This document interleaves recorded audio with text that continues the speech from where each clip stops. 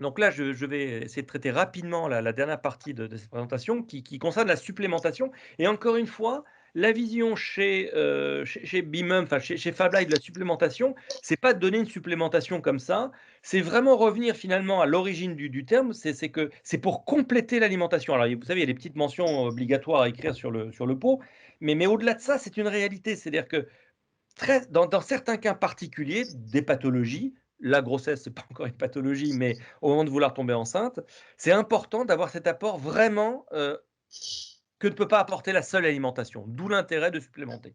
Alors, la supplémentation, c'est un vaste domaine, on peut en parler pendant des heures, ça c'est quelque chose, que je regarde depuis longtemps, chez les hommes aussi.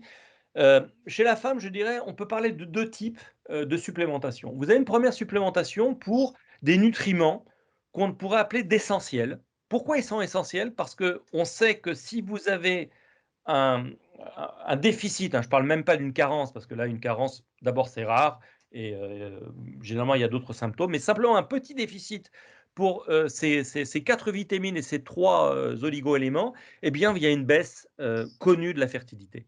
Donc c'est pour ça que, je dirais que le «bon sens» entre guillemets, hein, c'est, de s'assurer qu'au moment de vouloir tomber enceinte, la patiente a bien ses besoins pour ces nutriments dits essentiels, qui soient bien couverts, d'où l'intérêt d'une légère supplémentation, vous verrez les dosages.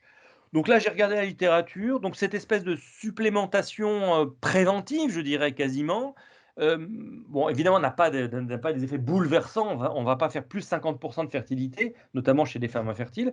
Par contre, il y a quand même pas mal de bénéfices, on régularise un peu la durée des cycles, voilà, donc c'est quand même une patiente qui n'est pas infertile au sens médical du terme, le fait de s'assurer qu'elle est couverte pour ces nutriments a pas mal de bénéfices, légers encore une fois, on n'est pas dans la pathologie aiguë, mais ce n'est pas totalement inintéressant.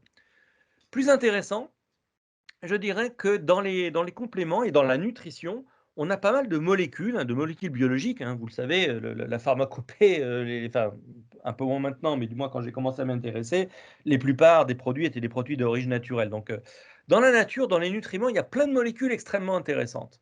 Là, je cite l'inositol que je vais développer, je vais vous parler un petit peu aussi de la carnitine. Tout ça, c'est des produits, dont l'immense majorité de notre ration quotidienne est apportée au travers de la nourriture. Simplement, dans ces moments, et dans certaines pathologies, j'ai beaucoup parlé d'obésité, de SOPK, heu, eh bien, la nutrition ne permet pas de les apporter. L'inositol, vous en trouvez dans les fibres justement, mais si vous mangez trop de fibres, bah, c'est pas non plus, très, très bien.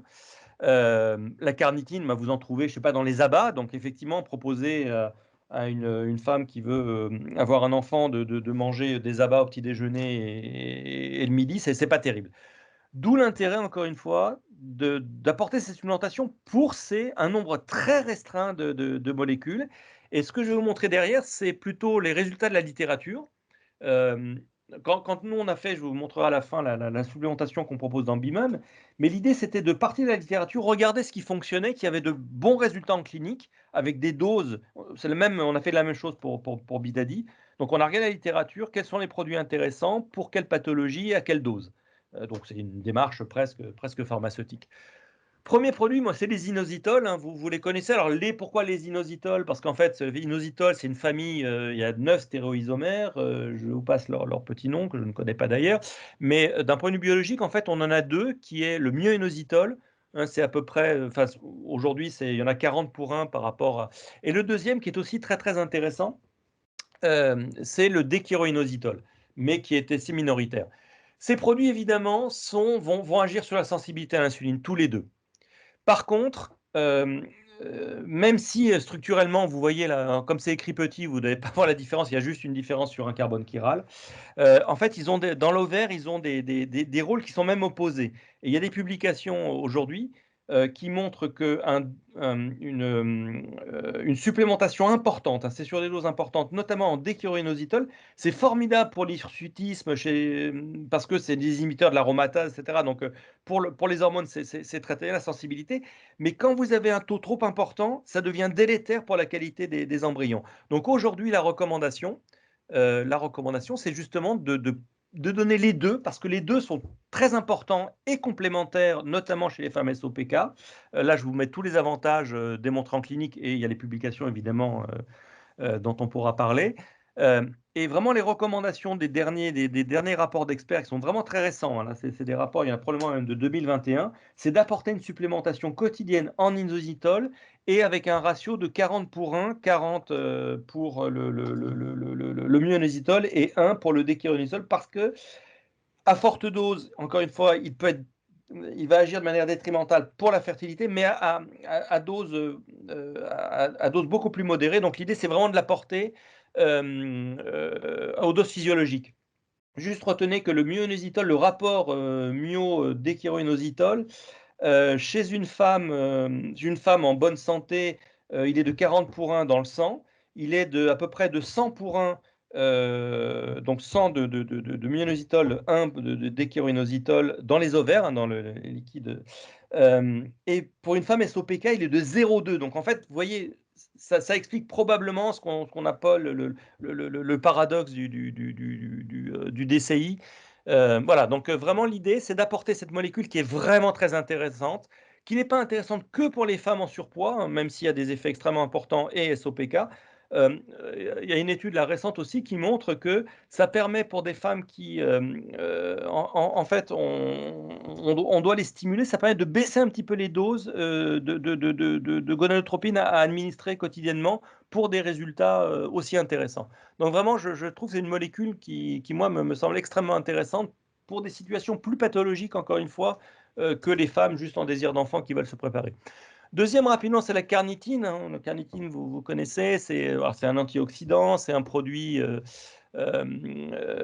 qui va agir sur le stress oxydatif.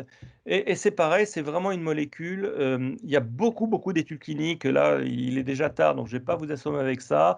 Mais il y a beaucoup d'effets de la carnitine sur les femmes infertiles, notamment les femmes SOPK, endométriose aussi pour le côté antioxydant. Donc c'est aussi une molécule extrêmement intéressante à apporter à des personnes. Et encore une fois, la carnitine, vous ne la trouvez pas, enfin, dans votre nourriture, mais dans des quantités qui ne sont pas du tout les quantités actives. Donc, d'où l'intérêt de la supplémentation. Dernière molécule, mais vous connaissez aussi, c'est le coenzyme Q10. Là, j'ai fait une représentation sous sa forme oxydée, qui est l'ubiquinol. Alors c'est pareil, c'est pour tout ce qui est vieillissement ovocytaire, hein, puisque ça va intervenir au niveau de la mitochondrie, comme la carnitine, hein, d'ailleurs, j'ai oublié de le mentionner. Donc tout ce qui est vieillissement ovocytaire, pour essayer de contrer en fait le stress oxydatif. Vous savez, ce stress oxydatif que vous connaissez, le vieillissement ovocytaire, bah, qui commence à être accéléré parce que à chaque cycle, en fait, les cellules sont exposées à une sorte de flash, c'est ça qui permet à l'ovule de finir d'être maturé et d'expulser, mais il y a ce flash pro-oxydatif, et donc il y a vraiment une usure, hein, et d'où le vieillissement ovocytaire que vous connaissez par cœur, mais qui s'explique effectivement. Et le coenzyme Q10 a des vrais intérêts, alors un peu plus en préventif qu'en thérapeutique, hein. C'est sûr qu'une femme de 40 ans, si elle commence à prendre du coenzyme Q10, bah, ça peut être un petit peu trop tard, mais il y a quand même des effets intéressants plutôt sur des ovocytes un petit peu, enfin alors vieillissant, c'est très désobligeant, je ne sais pas quel est le terme, mais voilà. Là, je vais essayer de vous dresser très rapidement les conclusions. Vous avez bien compris que pour augmenter la fertilité, il faut un régime pro-fertilité, mais il faut une supplémentation. Et cette supplémentation doit apporter deux types de suppléments. Les essentiels, pour s'assurer, hein, qu'on couvre bien le besoin nutritif, hein, même si, a priori, l'alimentation devrait l'apporter. Et ces molécules que l'on retrouve dans l'alimentation, mais dans des quantités trop peu importantes pour qu'elles aient un véritable effet. Et donc, évidemment, j'ai cité l'inositol, la carnitine, beaucoup d'antioxydants. Je ne vous embête pas avec ça, vous verrez celui qu'on a choisi, mais c'est vraiment des produits qui, en clinique, ont montré vraiment tout leur intérêt.